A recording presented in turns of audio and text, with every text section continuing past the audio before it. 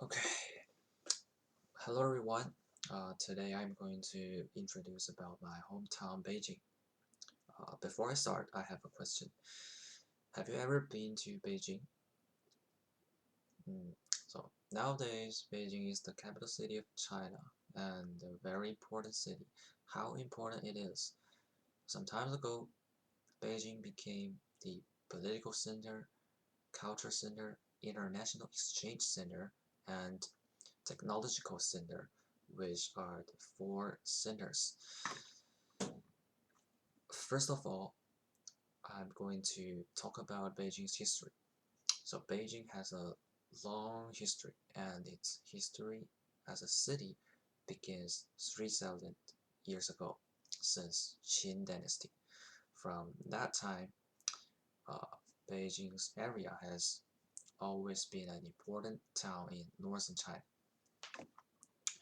For instance, from ancient times to today, before the city was named Beijing, Beijing has many nicknames.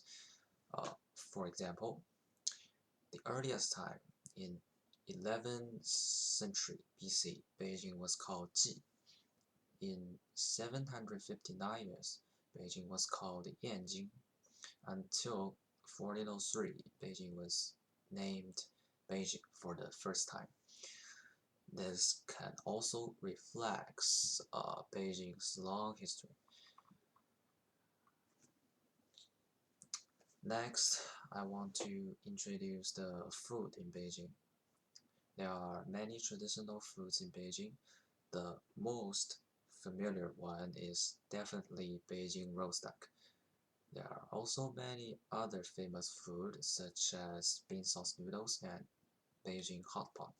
So, what's the difference of Beijing's hot pot? So, traditional hot pot in Beijing use copper pot, which is easy to make and taste good. Finally, it is about the Palace Museum in Beijing. Uh, it's the Imperial Palace of the Ming and Qing dynasty in China. It's located in the center of Beijing's central axis. It's centered on three halls, covering an area about 720,000 square meters and a building area of about 150,000 square meters. And there are more than 70 large and small palaces and more than 9,000 houses. Uh, from my experience, I was surprised when I entered for the first time. Those halls are way more bigger than I thought. So, in general, Beijing is a very good city, and I strongly recommend you to come and visit. And that's all about today. Thank you so much.